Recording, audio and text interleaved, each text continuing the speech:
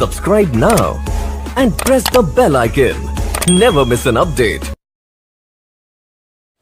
Hi dear students, I welcome you all once again in our new lecture from thermodynamics, and in today's lecture we are once again going to discuss change in enthalpy. Enthalpy change के through हम कैसे एक relationship derive कर सकते हैं between QP and QV.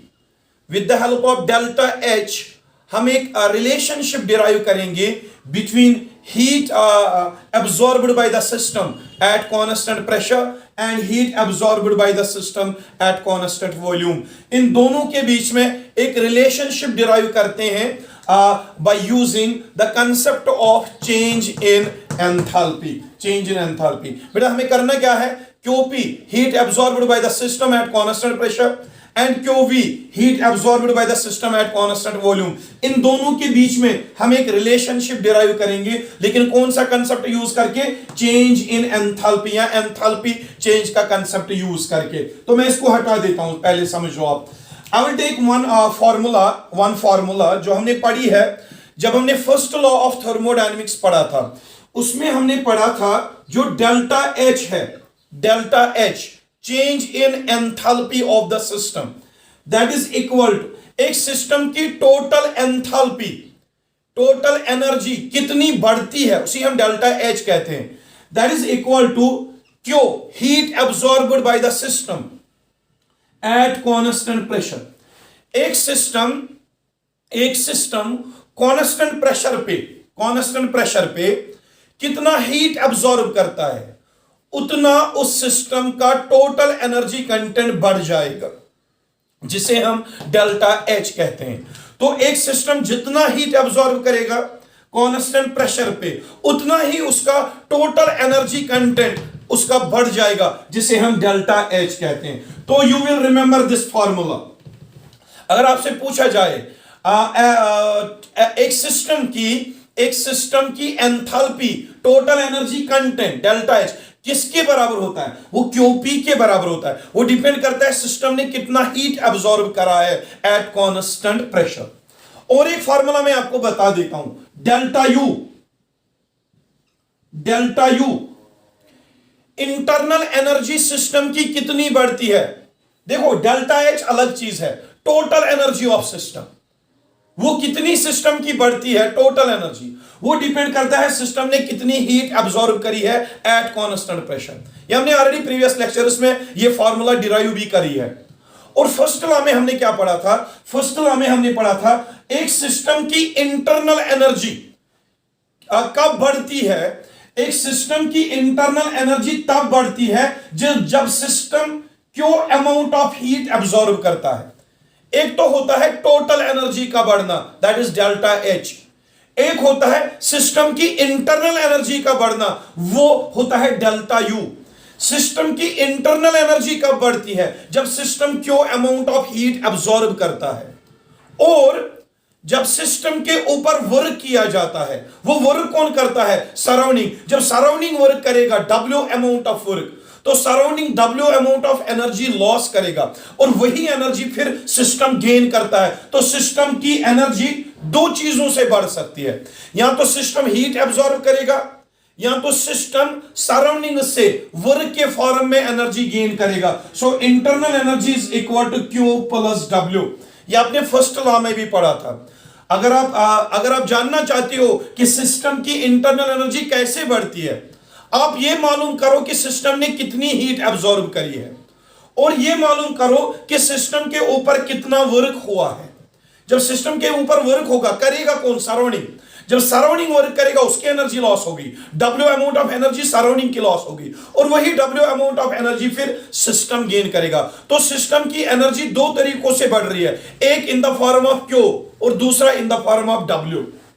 इसकी energy बढ़ रही है. So delta U is equal to Q plus W and delta U is equal to Q. W किसके बराबर होता है? डब्ल्यू किसके बराबर होता है? Minus P delta V. ये हमने ऑलरेडी पढ़ा है वर्क डन के लेक्चर में. This W is equal to minus P delta we. बेटा ये सारा कंसेप्ट हमने ऑलरेडी पढ़ाया है. जो बच्चा पहली बार ये लेक्चर देख रहा है, आई रिकमेंड देम कि पहले वो वर्क डन पे जो मैंने लेक्चर ऑलरेडी अपलोड किए हुए हैं वो लेक्चर्स पहले देख ले, बाद में इन लेक्चर्स पे आए। सबसे पहले अगर आपको थर्मोडायनेमिक्स का यूनिट समझना है, आपको इस यूनिट के सारे लेक्चर्स फ्रॉम द लेक्चर 1 से देखने होंगे, तब जाके आपको अच्छे से थर्मोडायनेमिक्स समझ आ जाएगा। तो ये जो W होता है work done that is equal to minus P delta V. So अगर मैं एक चीज काम करूं, एट कांस्टेंट वॉल्यूम, अगर मैं वॉल्यूम कांस्टेंट लेता हूं तो डेल्टा यू किसके बराबर आएगा? Delta U will be equal Q minus P delta we is what? Change in volume. Delta we is change in volume. लेकिन जब आपने वॉल्यूम को कांस्टेंट रखा, वॉल्यूम चेंज कुछ होगा ही नहीं, delta V will be equal to zero. जब हम यही फॉर्मूला लेते हैं एट कांस्टेंट वॉल्यूम में डेल्टा वी क्या होगा? जीरो। जब डेल्टा वी जीरो है तो क्या आएगा formula? Delta U will be equal to Q minus P into zero, that is zero. तो डेल्टा यू किसके बराबर आएगा? क्यू वी के बराबर एट कांस्टेंट वॉल्यूम। तो देख लीजिए डेल्टा एच किसके बराबर है? क्यू पी के बराबर। डेल्टा यू किसके बराबर है? क्यू वी के बराबर। एक सिस्टम समझ लो, एक सिस्टम कितना हीट एब्सॉर्ब करता है एट कांस्टेंट प्रेशर, वो रिप्रेजेंट करता है उस सिस्टम की टोटल एनर्जी चेंज कितनी होगी, टोटल एनर्जी चेंज। लेकिन इस फॉर्मूला के अकॉर्डिंग एक सिस्टम कितनी हीट एब्सॉर्ब करता है एट कांस्टेंट वॉल्यूम, वो रिप्रेजेंट करता है सिस्टम की इंटरनल एनर्जी कितनी बढ़ती है। दो चीजें हैं बेटा, दो चीजें। एक तो सिस्टम की इंटरनल एनर्जी, वो एनर्जी है जो गैस सिस्टम में गैसोस मॉलिक्यूल्स है, उनकी एनर्जी को हम इंटरनल एनर्जी कहते हैं। और जो एंथैल्पी है, ये सिस्टम का टोटल एनर्जी कंटेंट है, टोटल एनर्जी कंटेंट। ठीक है, टोटल एनर्जी कंटेंट मतलब क्या है? एक तो गैसोस मॉलिक्यूल जो सिस्टम में है उनकी एनर्जी प्लस जो उस पे वर्क हो रही है, वर्क करने की वजह से जो उसने एनर्जी गेन कर दी, वो टोटल एनर्जी डेल्टा एच कहलाएगा। एक सिस्टम का डेल्टा एच कितना है ये डिपेंड करता है उसने कितना अमाउंट ऑफ हीट गेन किया है एट कांस्टेंट प्रेशर। लेकिन एक सिस्टम की मॉलिक्यूल्स की इंटरनल एनर्जी कितनी बढ़ रही है ये डिपेंड करता है सिस्टम ने कितनी amount of heat energy gain की है, अमाउंट ऑफ हीट गेन किया है एट कांस्टेंट वॉल्यूम। तो डेल्टा एच किसके बराबर है? क्यू पी के बराबर। तो डेल्टा यू किसके बराबर है? क्यू यू के बराबर। तो ये मैं हटा देता हूं, इस फॉर्मूला को ऊपर लिख लेते हैं। Delta U is equal to Q V, delta U is equal to Q V. तो देख लो बेटा, डेल्टा एच सिस्टम का टोटल एनर्जी कंटेंट कितना बढ़ेगा ये डिपेंड करता है सिस्टम ने कितना हीट एब्सॉर्ब किया है कांस्टेंट प्रेशर पे। डेल्टा यू सिस्टम का टोटल इंटरनल एनर्जी कितना बढ़ेगा ये डिपेंड करता है सिस्टम ने कितना हीट एब्सॉर्ब किया है एट कांस्टेंट वॉल्यूम, या सिस्टम ने कितना अमाउंट ऑफ हीट लॉस किया है एट कांस्टेंट वॉल्यूम, उतना उसकी इंटरनल एनर्जी कम होगी। या सिस्टम ने कितनी अमाउंट ऑफ हीट लॉस कर दी एट कांस्टेंट प्रेशर, वो रिप्रेजेंट करेगा उसका डिक्रीज इन एंथैल्पी। तो ये तो आ गई डेल्टा एच किसके बराबर है? क्यू पी के बराबर। डेल्टा यू किसके बराबर है? क्यू यू के बराबर। अब देख लो, हमने प्रीवियस लेक्चर में जो हमने last lecture previous lecture upload किया है जिसमें हमने पढ़ा था enthalpy change for chemical reactions. Previous lecture जो मैंने पढ़ाया है उसमें हमने पढ़ा था delta H is equal to delta U plus delta N G R T. बेटा ये फॉर्मूला है ये हमने प्रीवियस लेक्चर में पढ़ी थी जब हमने पढ़ा था enthalpy change for chemical reactions containing gaseous reactants and products, उसमें हमने ये फॉर्मूला डिराइव कर दी थी। अब जिन बच्चों ने वो लेक्चर नहीं देखा हो प्लीज आप वो लेक्चर अच्छे से देखें जिसमें हमने केमिकल रिएक्शंस के लिए जिसमें गैसोस रिएक्टेंट्स और गैसोस प्रोडक्ट्स हो उनके लिए डेल्टा एच इसके बराबर होता है। ये हमने ऑलरेडी कल के लेक्चर में डिराइव किया था प्रीवियस लेक्चर में। तो डेल्टा एच किसके बराबर होता है? Delta U plus delta N G that is change in number of moles into RT. तो देख लीजिए डेल्टा एच किसके बराबर होता है? क्यूपी के बराबर। तो डेल्टा एच के बदले यहां पे क्यूपी लिख दो, डेल्टा एच क्यूपी के बराबर होता है तो डेल्टा एच के बदले क्यूपी लिख देंगे that is equal delta U किसके बराबर होता है? क्यूवी के बराबर। तो इसके बदले क्यूवी लिख दो एंड प्लस क्या आएगा? Delta N G R T. तो ये फॉर्मूला हटा देते हैं, हमारी जो नई फॉर्मूला आ रही है QP is equal to QV plus delta NGRT, delta NGRT। यही है वो रिलेशनशिप जो हमें डिराइव करनी थी। मैंने लेक्चर की बिगिनिंग में कहा था, लेक्चर जब मैंने स्टार्ट किया था उसमें हमने बोला था कि change in enthalpy delta H के यूज से हम एक रिलेशनशिप डिराइव करेंगे between QP and QV, heat absorbed by the system at constant pressure and heat absorbed by the system at constant volume. इन दोनों के बीच में हमने एक रिलेशनशिप डिराइव कर दी। This is very very important for your exam. कभी कभी एग्जाम में न्यूमेरिकल प्रॉब्लम्स या क्वेश्चंस इस फार्मूला के रिलेटेड भी पूछे जाते हैं। तो ये आ गई required relationship between heat absorbed by the system at constant volume and heat absorbed by the system at constant pressure and heat absorbed by system at constant volume. अब इसके रिलेटेड एग्जाम में कैसे क्वेश्चंस आते हैं वो हम देखते हैं। So I will take question number 1। एक सिंपल सा क्वेश्चन लेते हैं, सिंपल सा एक क्वेश्चन लेते हैं। I will now write down the question. Find, एक क्वेश्चन लेते हैं वो मैं लिख रहा हूं।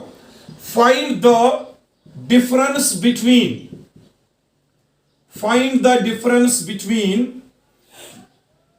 heat content क्यों, heat content at constant pressure,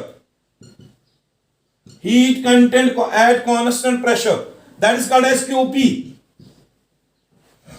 Find the difference between heat content at constant pressure QP and heat content at constant volume, that is QV, for the following reaction.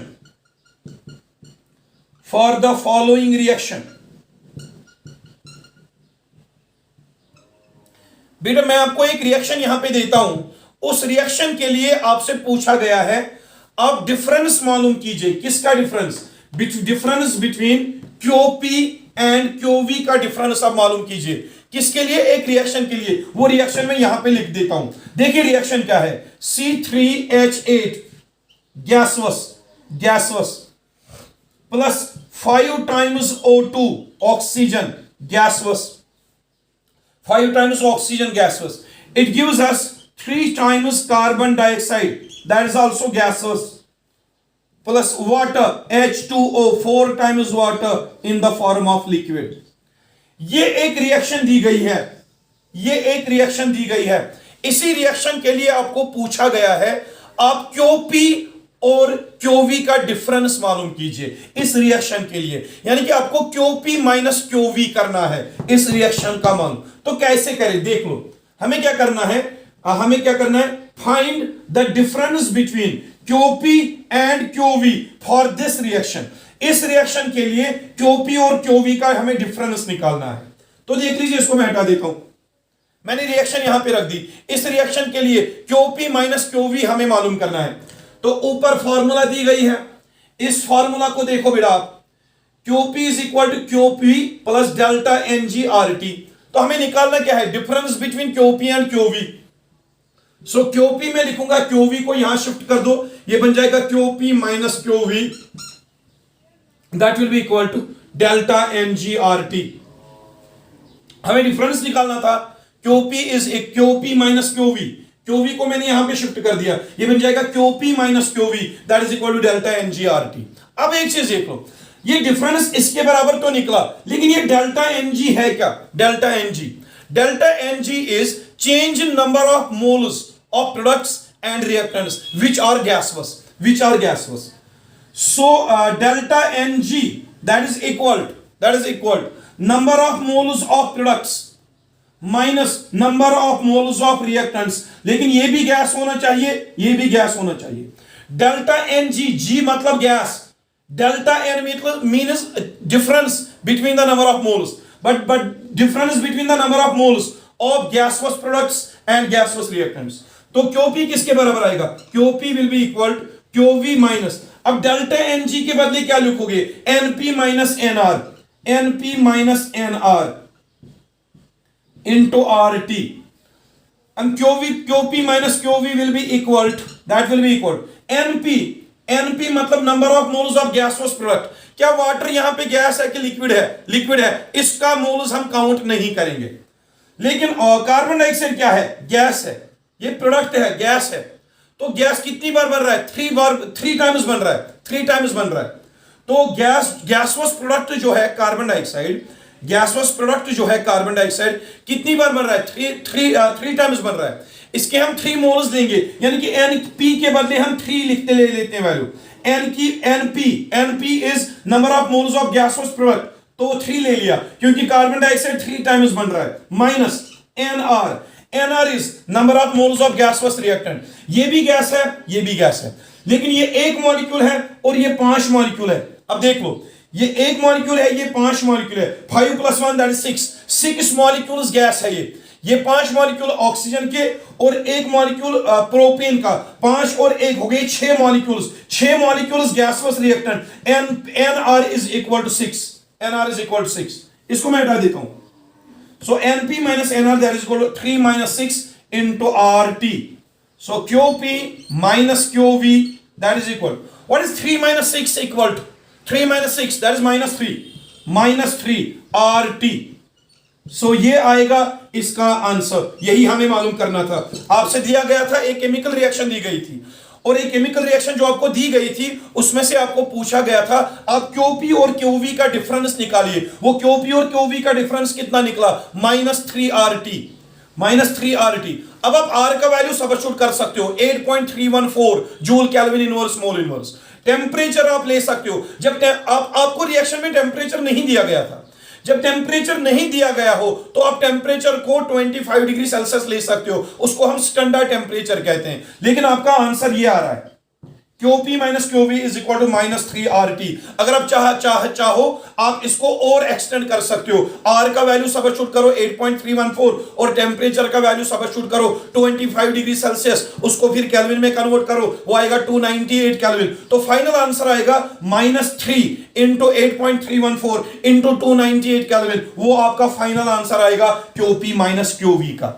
With this we have completed the last lecture from the enthalpy change of the reaction। आज का lecture जो है बहुत short lecture बना क्योंकि ये enthalpy change के regarding last lecture था और आज का लेक्चर हम शॉर्ट ही रखते हैं। और कल के नए लेक्चर में जो मैं कल पढ़ाऊंगा, दूसरा जो लेक्चर कल मैं अपलोड कराऊंगा, उसमें हम स्टार्ट करते हैं थर्मोकेमिस्ट्री। थर्मोकेमिस्ट्री में हम क्या पढ़ेंगे? एंथैल्पी ऑफ फॉर्मेशन क्या होता है, हीट ऑफ द रिएक्शन क्या होता है, एंथैल्पी ऑफ कंबस्शन क्या होता है, और या एंथैल्पी ऑफ फॉर्मेशन हम किसे कहते हैं। वो सारे कंसेप्ट्स हम थर्मोकेमिस्ट्री में कल से स्टार्ट करेंगे। आज का लेक्चर मैं यहीं पे स्टॉप करता हूं और सून हम आ जाते हैं जल्दी नए लेक्चर के साथ जिसमें हम थर्मोकेमिस्ट्री स्टार्ट करते हैं। Till then take care of yourself and खुदा हाफिज।